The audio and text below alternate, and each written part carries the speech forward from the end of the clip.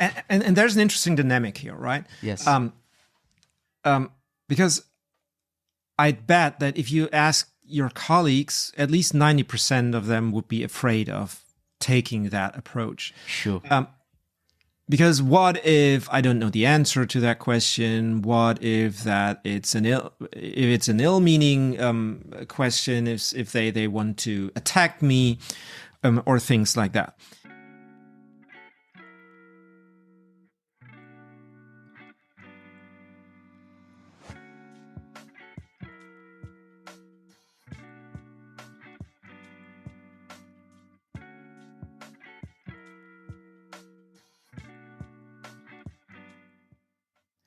Hello, students and graduates. Welcome to PhD Lounge, the podcast of late-night interviews in which PhDs have a drink and talk about their research topics.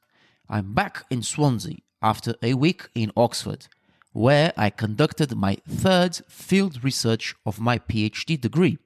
In short, I had a stipend from the finance department of Swansea University to spend on accommodation, traveling, and subsistence from the 1st to the 5th of July.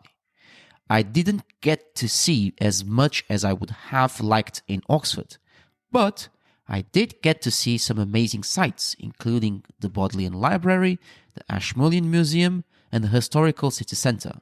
Nevertheless, as a museum and historical architecture and urbanism enthusiast, the sights of Oxford never get old.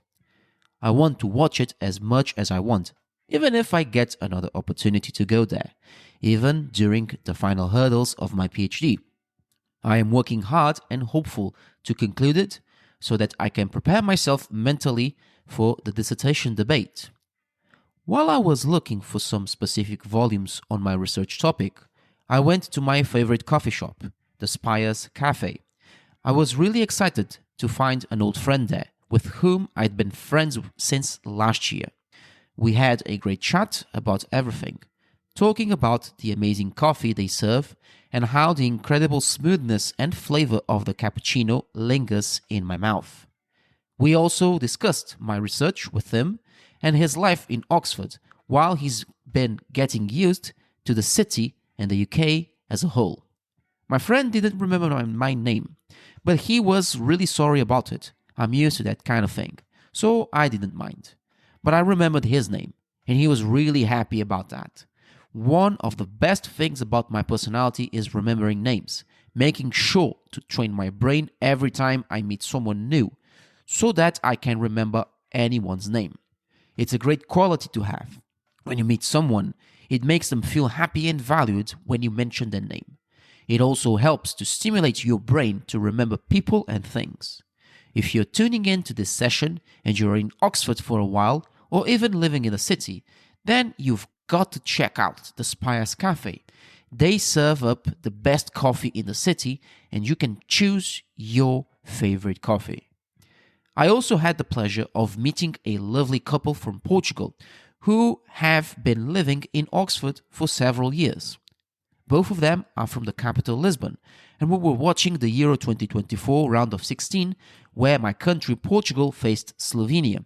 We were so excited to see them play, and Portugal won on penalties, but unfortunately, they were eliminated in the quarterfinals against France on penalties as well. Nonetheless, we had a great chat about the current situation in Portugal, about life, our reasons for moving to the UK, and about our work and studies. It was such a lovely time to meet them and have such an interesting chat, and hopefully we'll meet again soon if I have to go back. The week in Oxford was absolutely wonderful. Not only was I conducting research, but I also got to catch up with some old friends and make new ones. I really enjoyed spending time there. I'd love to go back there again for another field research trip, or maybe submit an abstract for a conference that the Department of Ancient History of Oxford University may announce and then present my topic upon acceptance. I'm excited to share another insight with you on the PhD Lounge. On the 1st of July, I officially started my 4th year of my PhD. This is an optional year of my 3-year full-time PhD that I had decided to go for after a deep conversation with my supervisor about it. Despite having one more year to submit my dissertation, I am yet to be able to provide some great material with excellent arguments around my main argument when I defend my thesis at the Viva Voce with the examiner. My supervisor has been saying to me since the start of my PhD that it is better to create an outstanding product than rushing it and producing poor results. My supervisor took 6 years to successfully complete his PhD for reference, and there is absolutely nothing wrong with completing the dissertation beyond the required years. This also makes me question, do the majority of PhDs complete their dissertations and their vivas in 3 years? I had a great chat with a friend of mine who is also a PhD student at Swansea University a couple months ago. She told me that it is absolutely possible to finish it with a brutal work ethic. She gave me the example of a PhD who completed his thesis in just 3 years, working as a senior teaching assistant as a side hustle. While it was an interesting conversation where me and her discussed this topic, agreeing with her POV, I also have to say that even if it's possible, it's something rare. That's because not many PhDs can finish the degree in under 3 years, given that they might have other jobs and their personal problems. Also, that PhD candidate may have written an essay that did not require writing huge text chunks other than presenting results and showing them through papers and articles. If I were in that situation as that PhD student was, I would probably finish it in under 3 years, not having to worry about working at Nando's part-time, making the podcast, or even working as a senior teaching assistant, having only the 2-hour teaching placement at the Brilliant Club to cover my expenses. Moreover, finishing your PhD beyond the 3 years is totally fine, and the experience is bound to become richer when you participate in conferences, write papers and articles, suggest new ideas of chapter drafts for your supervisors, or even do a side hustle job that enhances your emotional resilience and work ethic. I am not undermining the value and hard work of that PhD candidate who has already graduated, but in my opinion, finishing a PhD in under 3 years is a rare achievement, and so I praise his boldness. This conversation would be an interesting topic to talk about at the podcast, and it is likely that I want to write a script focusing on writing and submitting a PhD dissertation within the required time, whether it is within the 3 years or more, depending on if your PhD is full or part-time. And with this update, let's present another late-night interview with a PhD who did his research in computer science in Germany almost 20 years ago. Currently, he is a communication expert, helping his clients to improve their communication skills for different audiences, and has various articles and a podcast called Irresistible Communication, sharing his insights and methods to develop excellent communication techniques to stand out from the crowd. All his excellent work will be put in the session's description. So, after having your hock to a moment, please grab yourselves a drink, have a seat, and let's warmly welcome Dr. Michael Gerharz.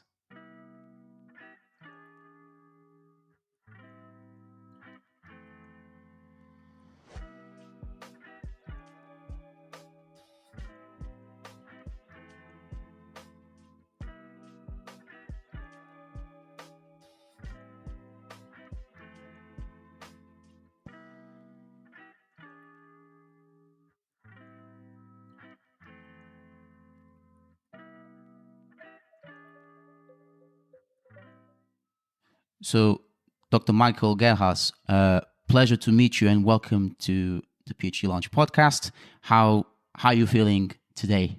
I'm good, and I'm particularly feeling well because you've invited me on your show. Great to be here. So, thank you very much. And I was looking actually for doctors or graduates on PhD. And essentially, the concept of the PhD Lounge is basically inviting current PhD students and also PhD graduates. So I've extended the concept to make it more exciting for the guests. And I was looking for guests actually, and Matchmaker.fm was, I'd say, the pinnacle of finding amazing guests. And you came to the list, and so I got interested in knowing a bit more about yourself, about your PhD, and also about what you do with your PhD or something related. So I'd like if you could share with us some of your background. And then upon the conversations that we had through emails or let's say message on Matchmaker, you said you had a PhD in computer science, and then you shifted up to being an expert in public speaking. So tell us about that background and how that your PhD then led to having a 180-degree turn to then become a public speaking expert. Yeah, that question makes a ton of sense because it's actually giving me a lot of baffled stares when I tell people that originally I'm a computer scientist because, well, computer scientists are not exactly famous for being great speakers and communicators, right? And they're often considered to be those pale guys sitting behind a computer, never seeing a ray of sunlight and running away screaming when someone even talks to them, right? Well, that's actually not been my experience during my time at the university. But of course, it's a valid question. And I think one of the things that always baffled me was how little care there was for the words that people use to convey their ideas. And how many great ideas actually fade into forgetting because people don't care for finding better words to communicate those ideas. And I would often hear complaints about why this inferior idea got the funding, but my superior wouldn't, or that the audience should care more about this or that, or should be more rigorous in their evaluation of ideas. When the truth is that it's the exact opposite. That if I care for what I do, and if I believe in the ideas that I explore, and if I think that those ideas deserve to make a better impact, then it's my responsibility to make that happen, to find the words to make audiences interested in that, to get their attention, to make it easy for them to evaluate, to engage in a conversation with me, to get curious about what's behind that theory, that idea, that algorithm that I develop. And that's what ultimately got me to make that 180-degree turnaround, as you call it. Yeah. So thank you for sharing, and that is an amazing background. So saying you've touched on specific word, which is responsibility, and responsibility is a huge skill as well, to be committed to, in this sense, a large group of people to communicate what we really need, what we want to let it off steam, basically. And the audience is there to pay attention to us, to what we want to say. And again, another interesting factor here is choosing words that fit for the audience. And communication for us is something that it is still so hard, I dare to say, to hone such skill. And mostly in PhDs, we have that difficulty. We probably, not saying we don't know, but there may be a lack as to fill that gap to develop even further that skill.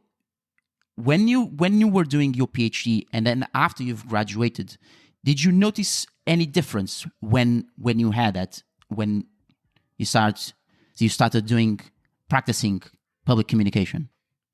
Well, actually, I think it started way earlier than that. I think there were two very deciding moments way before I actually got to my PhD that had a profound influence. And the later of those was that I always strive to make it clear to my family what I was doing the whole day.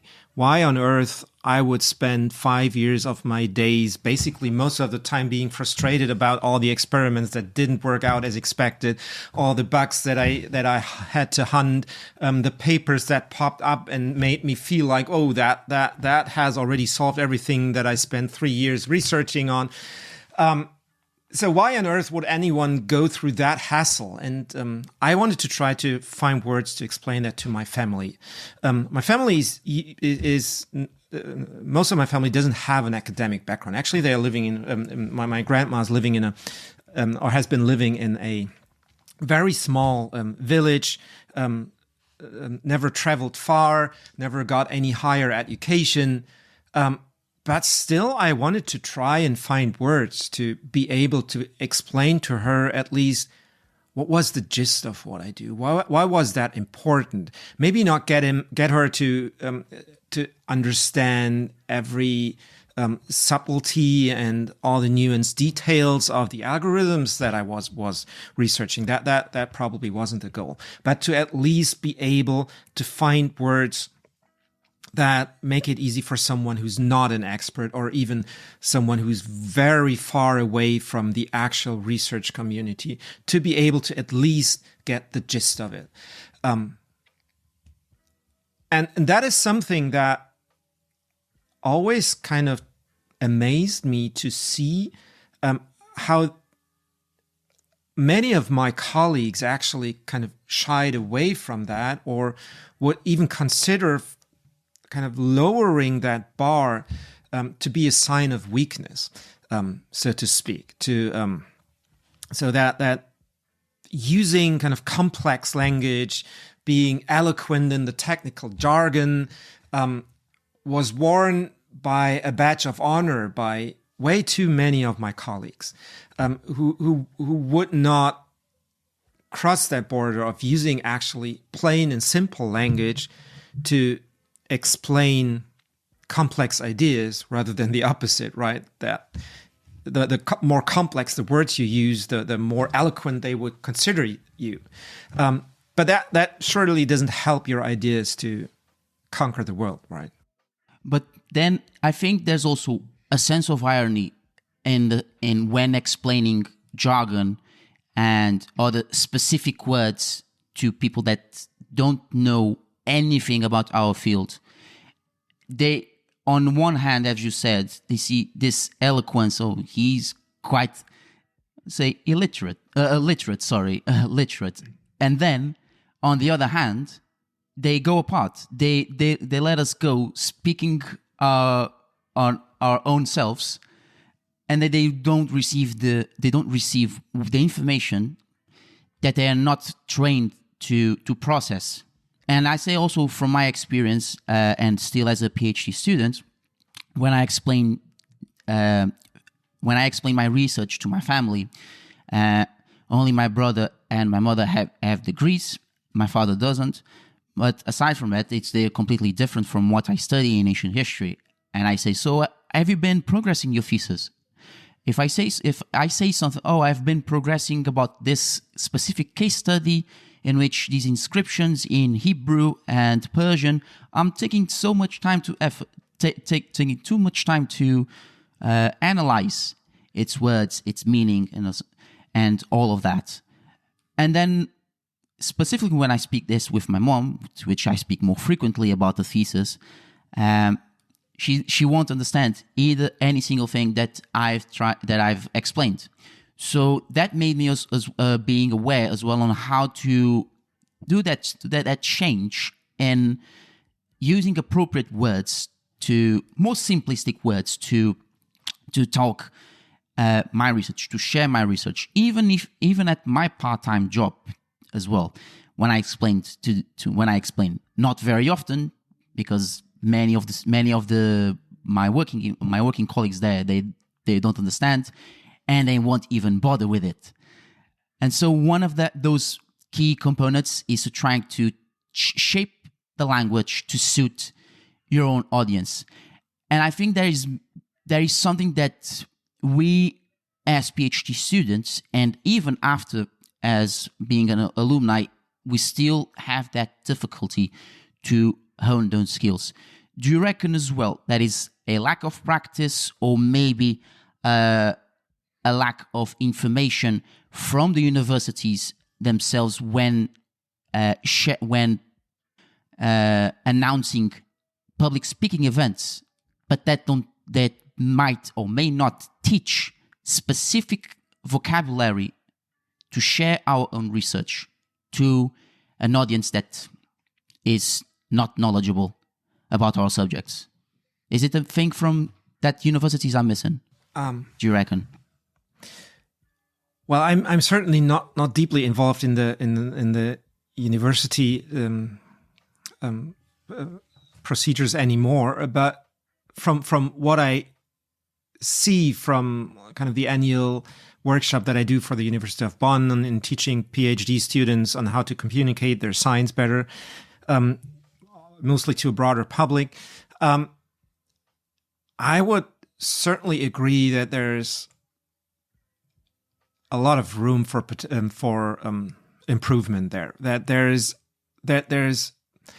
some potential that's being missed there. I mean, there's some students and some researchers who just take it in their own hands and who just would use the tools that are available today that weren't available when I was doing my PhD, where we didn't even have blogs or things like that, where basically the only way to spread the word about your science was to publish a paper in some journal.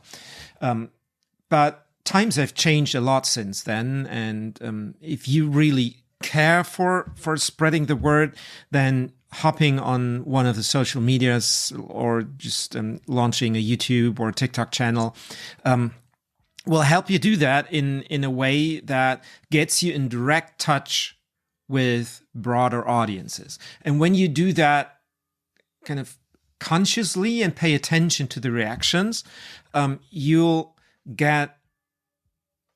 have a very good chance of getting a feel for what resonates, what kind of words, what kind of explanations, what kind of metaphors actually work for a broader audience.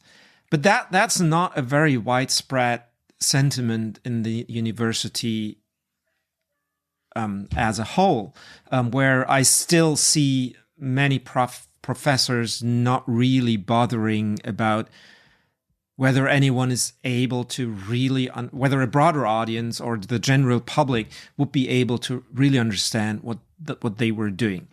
I'm not entirely sure whether kind of a vocabulary is the path to go here, but certainly kind of a more profound understanding of why it matters that I am able to explain to someone who's not a very deep expert in my own field, to someone like those people, to explain to them why that is valid research, why it matters, why it's worth like a couple of £100,000 in funding, and stuff like that. So there's certainly a missed opportunity, and sometimes even kind of a shifting of that responsibility that we spoke about earlier, where some of the parts of the research community will consider it kind of the responsibility of the public or the readers to make sense of their research rather than the other way around. Sure. And again, it's the responsibility, and specifically in many universities, as you've touched, that many professors don't seem to bother to a larger extent just to find the right words to communicate effectively. and something comes up with what you do. And I've really reading some of your free ebooks, your articles, that for me will be very helpful as well in the near future to communicate even more in public, even when defending my own research specifically. And one specific aspect that I was really interested in knowing about it is to let the audience do your work. Would you, if it is the correct approach that I'm taking it, as I was reading here on your PDF? So what are your thoughts upon it? To let the audience do the job. Yeah, that's certainly kind of a provocative way of phrasing what I see in many presentations, not only in the scientific context, but also in industry context, is that, well, many presentations are kind of given from, well, you could even call a selfish context, right? Selfish approach, where here's what I want to say. I throw it at you, and I'm hoping that something stick, and it's mainly your responsibility to make sense of it, to find the point, and to kind of figure it out where it all leads to, what's the actual point in what you said. And so what will happen in scientific context often is that, well, scientists are kind of an anxious society in a way, right? In that there are two very strong fears. And the first one is that what they would say is not complete. That someone would be able to argue that you've missed this or that part. So the usual approach is to overfill presentations, papers, or basically any kind of communication that you do. So just to make sure that every single aspect is checked. And of course, the other, probably even more important, is that some of that would not be correct. So that we would use some vague or not entirely appropriate way of phrasing what we say. And so many research presentations that I see are much like the textbook style, where we start from kind of the assumptions, then build everything up, kind of discuss every option, variation, variant, parameters, until we get to a point where we've kind of covered it all, and then only then comes kind of a practical example. But of course, that's a very overwhelming way of communicating to your audience. And when you compare that to how more popular oriented media like Scientific American, for example, or some of the better known YouTube channels like Veritasium or something like that, they would often do it the exact opposite way. They would start with an example, something that's very familiar from our everyday life, that we've probably been in touch to or have experienced, gone through ourselves, to make sense or at least to raise a question, which might not be an entirely appropriate representation of the whole theory that I'm going to present, but it gives your audience a point of attachment, which allows us to engage in a deeper conversation. And to dig deeper and to finally get to a point where we've arrived at a complete and correct definition and treatment of the topic, but in a way that my audience was actually able to follow. But that fear that we talked about earlier, that we might not be correct and complete in our presentation, extends to the whole thing. So even at the first slide, we have the fear that we might not be correct and complete. And so we throw everything at our audiences, completely overwhelming them, leading to the audience just tuning out because they cannot follow, because it's too deep too quickly. And so what happens here is that we basically ask the audience to find their way through the maze of all the things that we got to say, and to find that way that they can make sense of all the information, because we were afraid of speaking with more clarity, using plain and simple language, finding simpler words to express complex thoughts. But the thing is this. If we overwhelm our audience, or if our audience decides, well, that's too complex for me, I don't even care, they didn't even bother to make me care, they will tune out. And what happens is that despite being complete and correct, that doesn't matter, because no one's heard it, because they tuned out earlier, because you missed their attention entirely. And so I think a much better approach is to make that work for your audience way easier, to not delegate the hard work of what's the point here, where's the focus, what's the easiest way to make sense of it, how does that translate to my everyday life, to make that work for the audience as easy as possible, and think a little bit harder on our side. What would be appropriate metaphors? How can I translate this technical concept into something that makes sense from their everyday life? How can they better relate to that? Is there an effect on their future from what I'm researching here? And what is that effect? And how can they kind of weigh that with what's the alternative? And that is something that you don't want to delegate to your audience. Sure.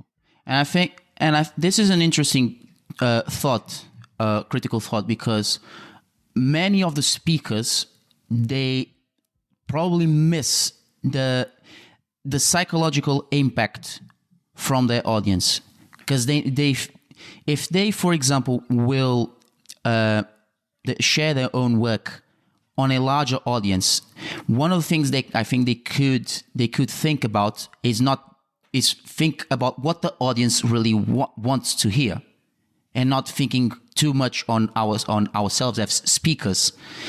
And that I think that would be also an important aspect to think about, because many of the people who's going to attend, they really get engaged on okay, what is he going to talk about? And then after a few minutes, at the slightest point that they might not mistake, but not really getting the audience continuing exciting to hear the rest of the topic, they go behind, they sit down, and they say, when does the speaker end? When does this speaker stops talking so that I can go? And I think that's one of the key aspects that many speakers miss in trying to practice. There's a brilliant tool that I've borrowed from, or that goes back to an American math professor, Professor Donald Sari. And I found that anecdote in a brilliant book about college education, What the Best College Teachers Do, by Ken Bain. And in that, you'll find that story about Professor Sari, who uses in his lectures what he calls the "who gives a damn" principle. The who gives a damn principle? How do you spell who gives a damn? Who gives a damn? Like DAMN. Who gives a damn? Who gives a damn principle? Yeah. And he will explain that principle in at the beginning of the first lecture of the semester, and it goes something like this: that by that principle, he gives his students permission to interrupt him at any time during the whole semester with that exact question: who gives a damn? And he will then immediately stop to explain why this particular thing, that particular equation that he's currently writing on the blackboard, is super important for today's lecture, but also probably why it's important for your broader education and journey in becoming a mathematician. And so basically for every single thing, every single word, so to translate to other fields, every single bullet point on any slide, Professor Sari will be able to tell you why exactly it is there. And not only from his perspective, but why it matters for you as someone who's listening to that presentation.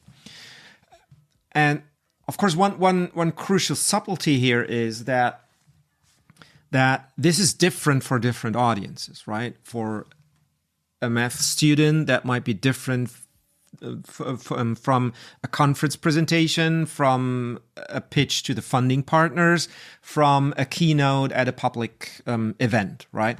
And sure. That, as you basically pointed out earlier in your remarks, is a question that's not asked nearly often enough, where we really ask ourselves, so who gives a damn?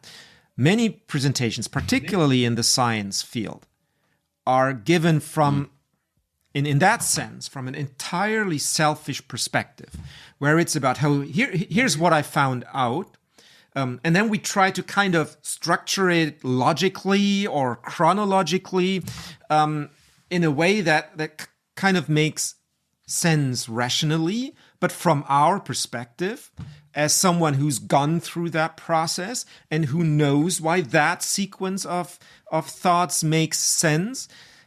So we're going to speak about things that matter to us, that cost us blood, sweat, and tears, bring it in a sequence that makes sense to us, and then leave everything else to the audience. And not once asking, so slide 13, do we really need those 6 bullet points on that slide? And who gives a damn for bullet point 5? Yeah. Or maybe it should try to convert those bullet points into a plain text that ought to be a bit more engaging, more impactful for the audience, and asking about that. Do you give a damn about this text? So, and one of the things that I also try to do as a teacher as well, because I have a teaching placement as well, and one of the things that I try to do with my students is to introduce myself to them, how you to set up the mood, and then starting with slides. And in my case, since I teach history of art, I do small text, but plenty of images, and I try to communicate them with images, inviting them to interact with the simplest words possible, but at the same time trying to make them more engaging with them. And I think that's a good way of practicing, and in a less selfish way, so that they can get engaged, and then they can ask plenty of questions as I allow them to interrupt a few times, so that they can get excited in their interaction, and then we try to communicate as a whole.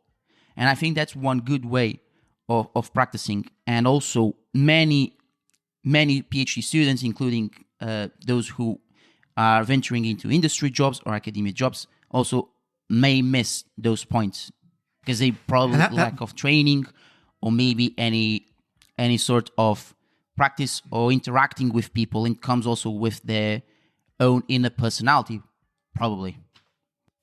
And that is really a brilliant approach to any kind of scientific topic or a presentation to any kind of scientifically interested people. Because one thing that's for sure, and that we do know about that kind of audience, is that it's made up of people who like to figure things out. Sure. They are intrinsically curious people, and throw any kind of puzzle at them, and they basically can't help and immerse themselves in it and try to make sense of that.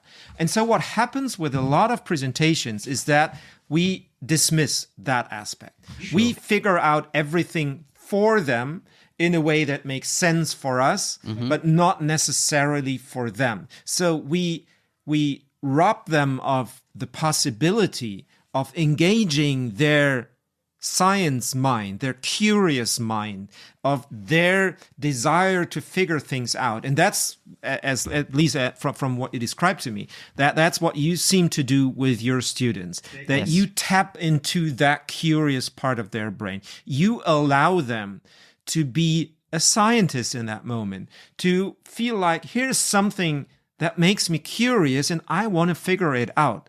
And basically you're much more a guide than a lecturer or someone who's giving a monologue about something that interests him.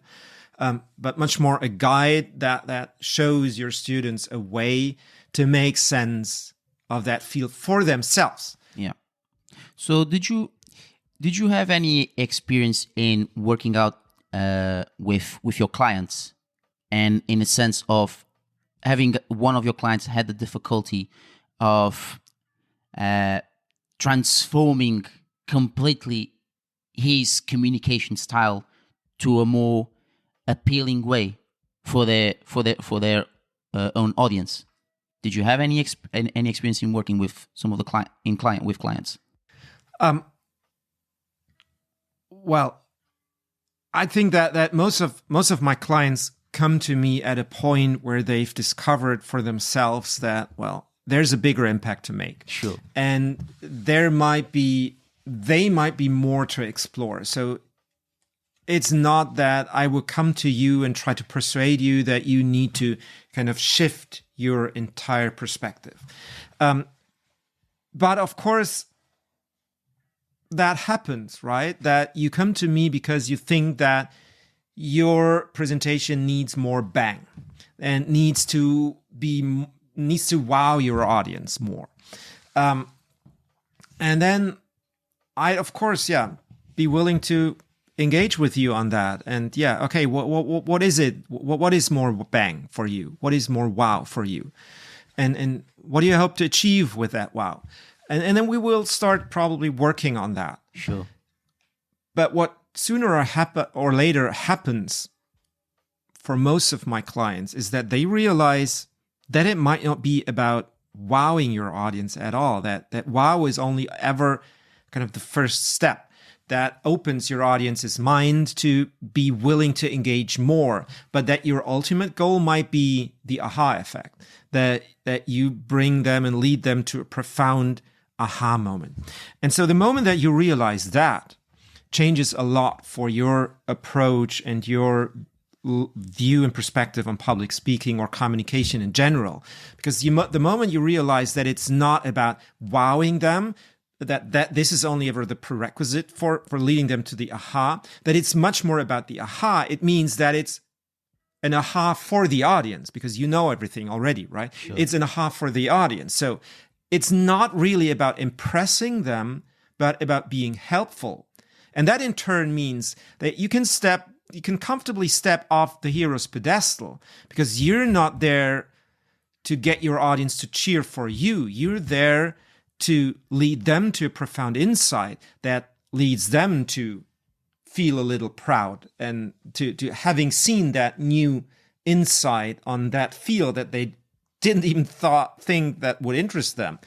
And so to just step off the hero's pedestal and leave that to your audience because you've tapped into their curious minds and helped them figure out and see something and grow through the things that you've told them.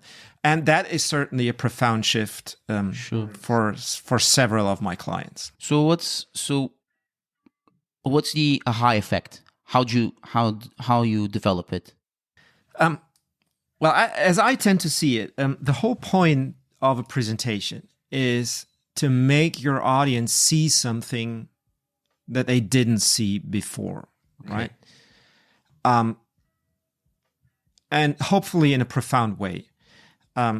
Because if it's just an easy announcement that's not difficult to explain, why not just send a simple email or write a short memo about it?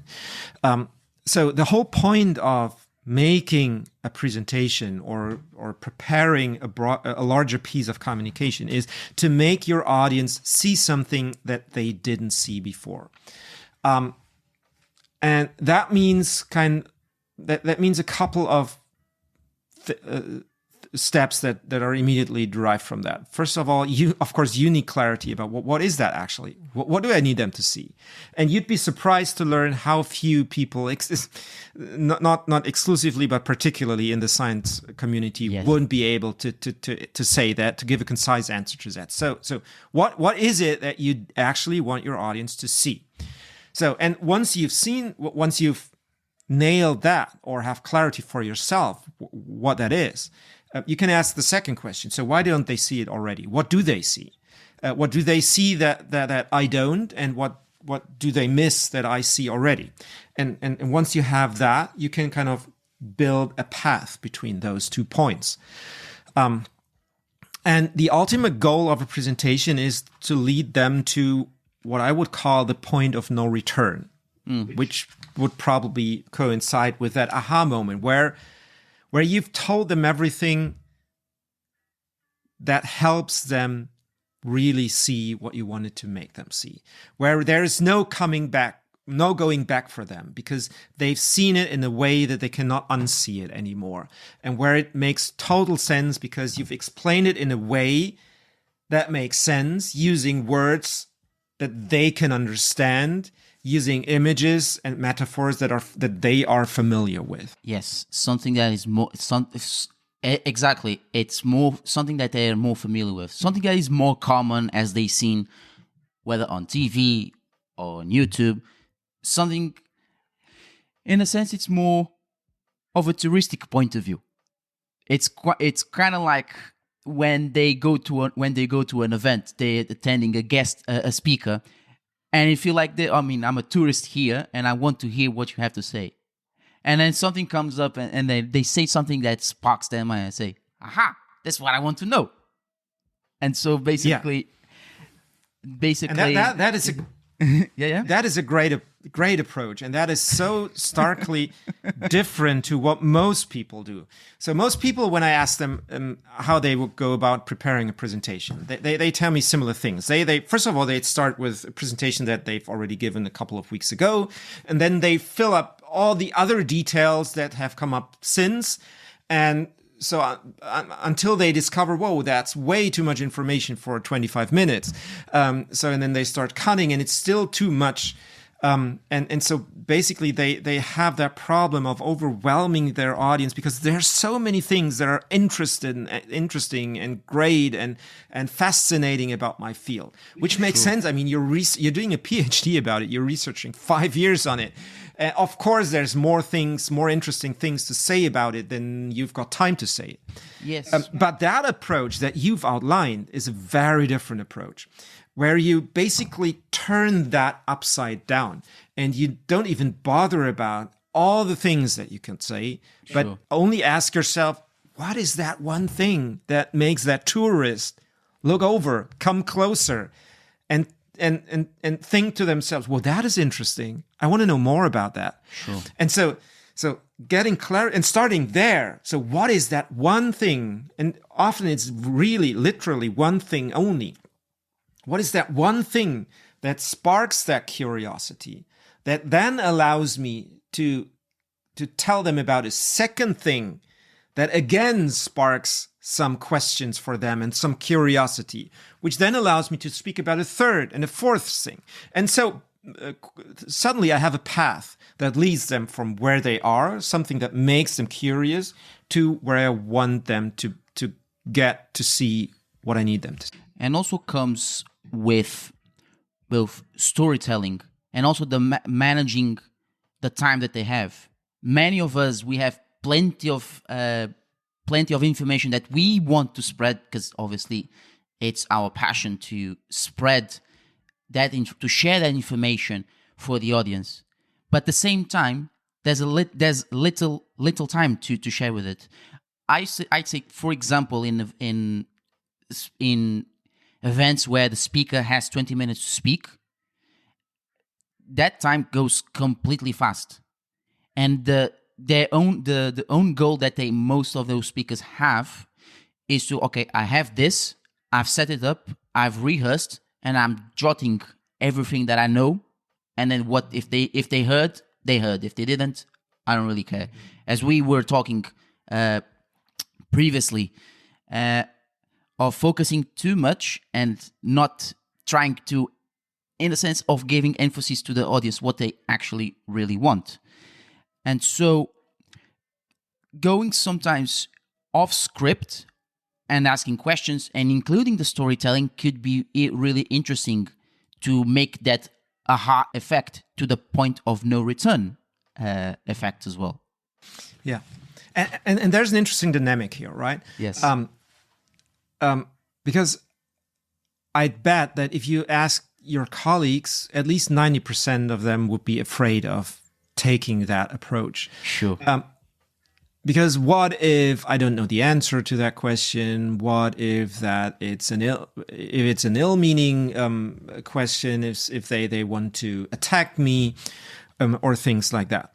But I think that fear often comes from kind of the same shift in perspective that we spoke about earlier. That this comes from a position where I approach presentations as an opportunity to impress people, to show them how brilliant I am as a researcher, or how brilliant my theory is, when that's not the case at all. No one shows up to listen to you because they think they need another brilliant hero in their life. Sure. Because they are brilliant themselves, and they know that. And I take any bet that 90% of the people in the audience think they're smarter than you.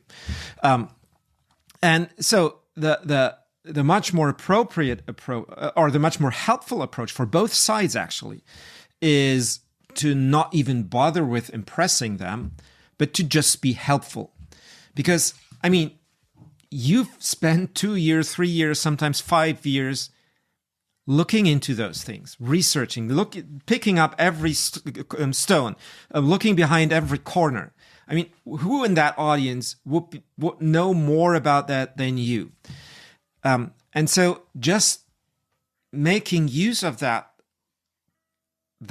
realization that you're not there to impress them and to give the impression that you would have looked under every stone, but just letting them know what you saw under the stones that you did look under, and the things that you did find out yet, and the things that might give them a pause because it gave you a pause yet, but that might still need to be figured out, and taking the questions from the audience as another opportunity to just understand deeper for yourself, but also us together, where that leads us.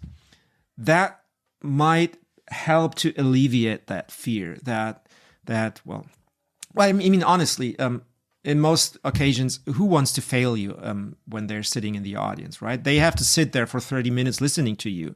I'd rather have you succeed than fail, right? Sure. So I'm mostly on your side, and just, well, using that dynamic, that the questions that the audience might be asking might be in our altogether our best interest. That's a very helpful. Of course. And I think here, in all fairness, I think it's time to practice, listen to speakers that have a different approach, not a robotic approach, not a robotic thing, but rather something outside of the box, basically, that sparks people, that sparks their interests in hearing of what you really are about to say, what you're really going about what you're really going to say. And I think both in universities and also in after universities, that has to continue to going on with time, patience, and also experience, which is the most factor here. But at the same time is the practice and listening to other people that want to make a different approach. And one thing that I've checked on was your podcast, the Irresistible Communication. You have 2 minutes, and I think you also said no bullshit guide on how to be the legendary speaker in a sense. And one of the things that I was really interested in hearing, those tiny and precision 2 minutes speaking of good content that is something completely different from podcast sessions that have half an hour, 1 hour, 45 minutes, or even 3 hours, like in Joe Rogan style, basically. So what that led to you, how your podcast project come about, and why 2-minute communication podcast sessions are rather effective on your side, besides having the interviews that you had already.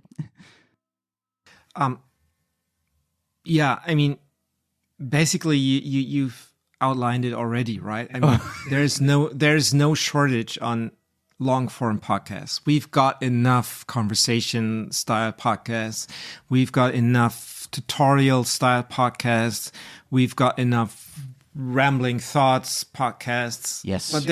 But on the other hand, there's not a ton of kind of short, concise, succinct podcasts that, well, probably just fit in the 2 minutes that you have waiting for the bus or that you've got left before heading into your next meeting.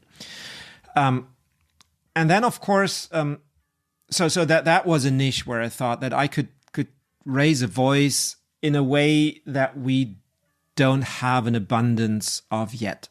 So it's a place where there's actually an opportunity to make still make a difference without just putting out yet another podcast. Yeah.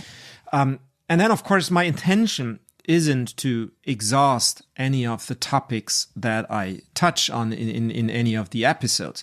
So I'm not publishing the episodes in hoping that this would be, to refer to what we spoke about earlier, to be completely correct about everything that there is to say about that topic. My intention is more like to give you a pause, to speak about things that gave me a pause that I thought would be worth thinking more about, that would be worth paying attention to in your next communication, in your next presentation, in your next meeting or discussion, negotiation. And to just pay attention to one little thing. And that's something that's always doable, right? That's something that we can always do, to pay attention to one nuance and get more conscious about what we do in respect with regards to that particular nuance. Sure. And probably change a thing or two if we think it makes sense, or just, dismiss it if we think that's not applicable to us. And that's kind of the thinking behind my podcast, to give you that pause in a way that I hope has a chance of making an impact in people's lives and if you listen to a couple of those episodes, it might even lead you to a profound shift in the way that you communicate. Sure. I was hearing a few of them before meeting you, and it's really interesting, and also for me it's also impactful in a sense of, okay, this might be some key aspects that I want to improve, but don't know how I'm going to respond to it. So I went to check on plenty of them, because 2 minutes go fast, and I'd say I went to your website and check on the list. Okay, so I've listened to whole your sessions, and there's a check mark. Okay, now what's next? What is the next one? And for me, it's been really helpful, because then I will update myself to trying to accommodate even more, trying to find some different ways of approaching people, whether it is on an event setting, when I'm speaking towards an audience, or on a daily life. And I think that also will reflect upon time and practice, experience, and patience. And I saw, because nowadays, information goes so fast, and we receive tons of information that we don't know where to grab from. And we just grab a handful.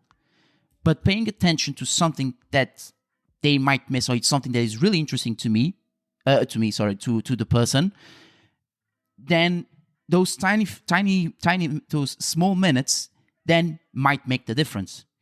Don't know if you check on the on the impact of your audience when they listen to it, do you feel any sort of difference? Do you feel anything that makes you joyful in that sense? Don't know if the question was well delivered. I mean, yeah, of course. What makes me proud? What makes me proud is when I get messages from readers or readers of my blog or listeners to the podcast, sharing with me an anecdote of how that made a difference in this or that occasion, or how actually just this week someone shared with me that they use ChatGPT's custom instructions option to ask ChatGPT for his responses to give them in a communication style that's in line with Dr. Michael Gerharz's style, and that was really something for me. So that they felt that this was something worth emulating and striving for, and that really makes me proud. Yeah. Do you reckon also that since now you've touched upon the ChatGPT, do you reckon as well this AI tool will be helpful 100%? So in the sense of, for example, I want to check something on ChatGPT, but I'm going to rely 100% on the tool and say, give me a tool that can be effective. But on the other hand, it might not be. So yeah, I mean, that could be something, a contradiction around here. I don't know. I mean, we're speaking to PhDs here, yeah, or PhD students here, and yes. So I would assume that your audience is really capable of critical thinking, right? And so that just as they wouldn't 100% trust any paper that they read that's gone through a double-blind review process and being published in a reputable journal or at a conference. They wouldn't even trust that paper. So why would they trust any kind of internet engine? So I'm not sure that's a problem, but there's certainly a lot of good uses where that's not even the biggest concern. Speaking to one of the things that we touched upon earlier, where many scientists often struggle to find kind of more relatable language, metaphors and anecdotes. That is that excuse is basically, it's an excuse. It's become an excuse. It always was, but it's just another word of I'm lazy and not even willing to launch ChatGPT. Because if you cannot find good metaphors or translations, that is something that ChatGPT excels at. So just ask them. So I'm going to speak to a group of 9th graders. Who I know all play Fortnite. So what could be 5 metaphors that this group is familiar with to speak about these Hebrew letters that I'm researching, or to explain the routing algorithm that I was researching, or whatever your field is. So that is a question that is very easy to ask, that does not require a lot of creative thinking, and it's just for free. And it might not be a perfect answer, and you might not be happy with the responses that you get, but it at least gets you thinking, and you can at least inquire deeper and ask, so why is that not exactly fitting? What would I need to tweak so that it is a good fit? Or what would I need? How could I modify the prompt in a way that I get more appropriate? Because maybe I didn't get the audience right, or maybe I explained my own my topic not exactly right. So there's a huge potential, especially for scientific presentations, to find more relatable languages and more language. Yeah. Sure. And and that's one of the things with AI being an advantageous tool to consult any doubts that we have, especially when trying to communicate our scientific research to an audience. And then one of the things they might do it is provide me X, Y, and Z, and they give you a list of options, and then choosing the right one, but not entirely sure. But at the same time, they get, okay, this is the answer, then I'm going to practice. But how about, as you touched, having the critical thinking, which is so important in our lives? This really fit? Will this be really engaging? So why not asking again ChatGPT? You've said this here on your answer. So how about on the other side? Will it be really helpful that? And then ChatGPT might give you another answer, but probably a more positive one. And then upon your decision, then you will rely on it, but also based on your own skills, not just relying on the ChatGPT at 100% per se. So using that tool and then using your own core expertise and trying to practice and delivering that speech to an audience that will engage with you, as long as you do your homework, basically, as we said earlier. So I think the ChatGPT is a resourceful tool, at the same for effective communication. But at the same time, it comes as well with our inner self, to having the criticism to apply that tool in a positive way. Yeah. So one thing I'd like to also to ask to you is this scenario activity question. So you've probably heard about Toastmasters, right? Yeah, certainly. So this is an event that I was recently keen on it to investigate, but I'd like to ask you about seeing yourself at a Toastmasters event, and then you need to share your PhD research with an audience that obviously has no background in your field, and your challenge is to transform your complex findings into a captivating story that not only educates but also resonates deeply within them. Then how would you use your storytelling skills to ensure your audience feels both heard and intrigued by the power of your words? Very good question. I like it very much, because Toastmasters is actually something that is an organization that I recommend very often to people who say that they struggle with communication or even stage fright. And it's a very forthcoming, positive community that I cannot recommend highly enough. So thanks for bringing that up. Yeah. Anxiety as well. Yeah. Yeah. What makes that question a bit hard for me is that I did my PhD in the tech field, a very fast-moving field, at a time that was very different from today. Wi-Fi was a new thing back then, and the iPhone wasn't even on the horizon. Nokia was the dominating manufacturer. So it was a very different field, and my PhD was in the field of mobile communication, which looked very differently than it looks today. So that means that the research that I did was also targeted for that world that existed back then.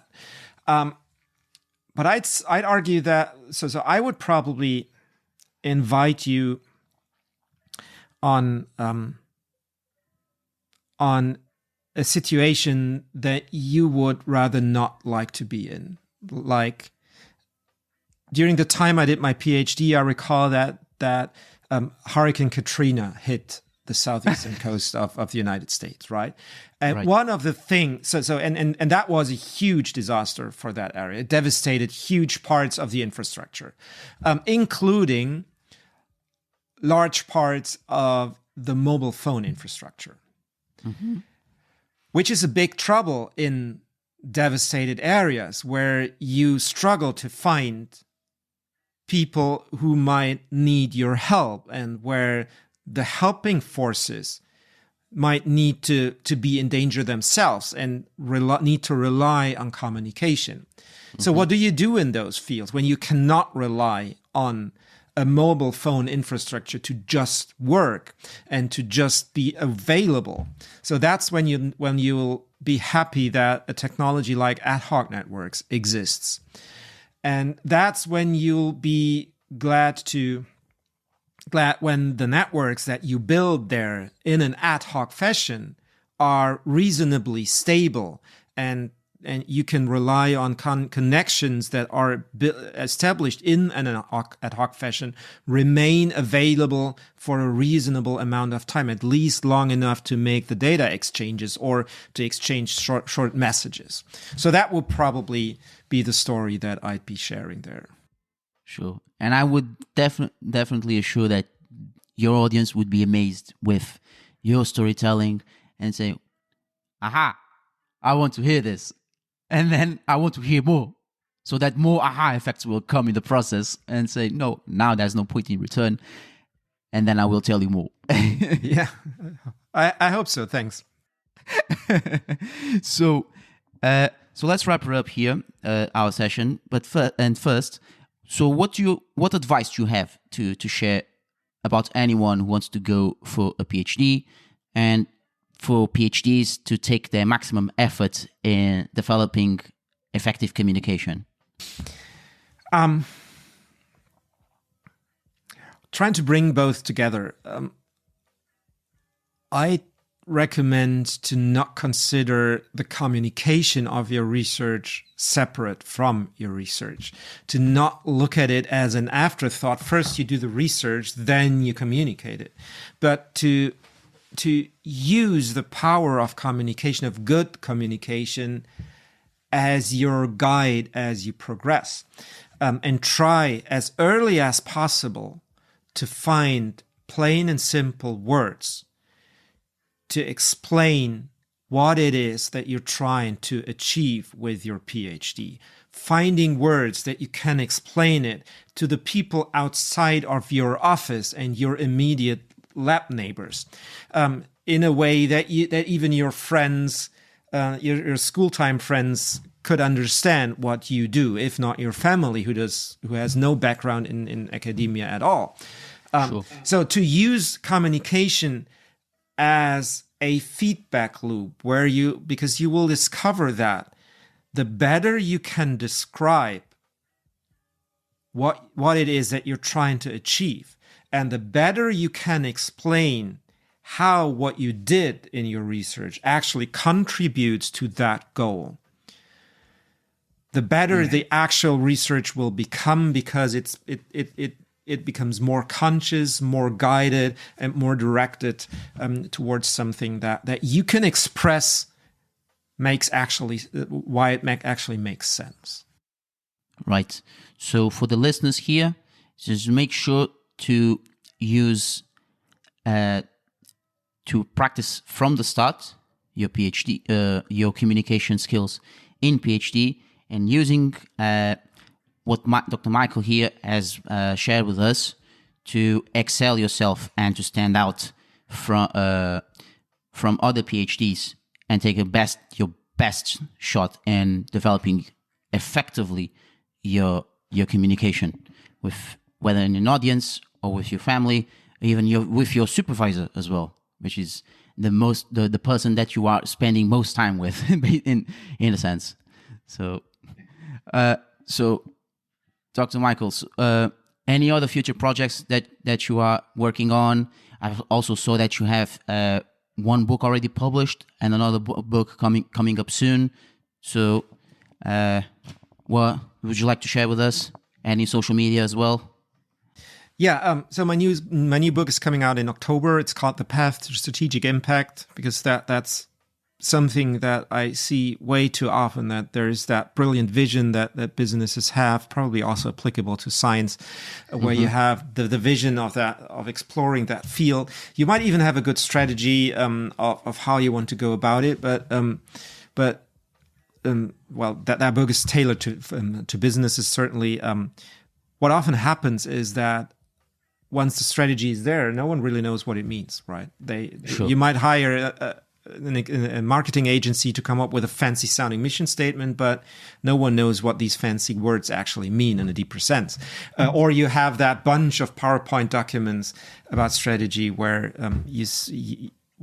that no one really reads and no one knows what it actually means for the choices they need to make each and every day. And it's a book where I try to give you a simple checklist of 4 principles, the PATH principles: plain and simple, actionable, transformative, and heartfelt. And if your communication checks those 4 boxes, then your strategy might have a good chance of getting actually executed in every day. So that's coming out 1st of October. And yeah, besides that, I'm still continuing to write my daily blog, The Art of Communicating, which you'll find on my website, michaelgerharz.com, Gerharz. One word, michaelgerharz.com. You'll also find pointers to the podcast and to all the free downloads that you mentioned during the conversation. Just head over there and feel free to connect with me on LinkedIn or Instagram. I'd love to follow your journey. All right. And now I'll make sure as well myself to follow you on Instagram, and and for the audience, make sure to follow Dr. Michael. That it will be very helpful. And if you also have a podcast on your own about communication, then Dr. Michael will be an incredible guest for you to share his insights about effective communication. So that's a wrap up. So, Dr. Michael, thank you so much for being my guest and for having your time to come to the podcast, and I hope to speak to you soon then. So thank you very much. Thanks a lot. It's been a pleasure. Thanks for having me. Thank you so much. And that was the absolutely excellent late night talk with the brilliant Dr. Michael Gerharz. His different approaches to communicating effectively in public, such as the aha and no points in return effects, with any individual at a coffee shop, or during a school class, or during a conference with large audiences, and what the audience really wants to hear, are truly invaluable throughout and after graduating as PhDs. It provides us with some truly helpful insights that will help us to deliver better communication to a range of audiences who do not know about our topic and what a PhD means. The amazing thing about effective words and civil communication like the aha effect and no point in return is that it makes communication in a public setting so much more incredible when we focus on what we have to improve while practicing this fantastic skill with patience and discipline. So thank you, Dr. Michael Gerharz, for sharing your work and for providing your approach, and also sharing about your Irresistible Communication podcast with your 2 minutes and no bullshit guide concept against providing longest hours regarding tutorials on how to communicate effectively in public.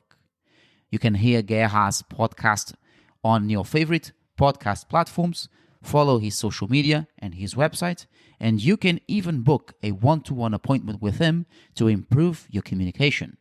All these details will be provided in the description.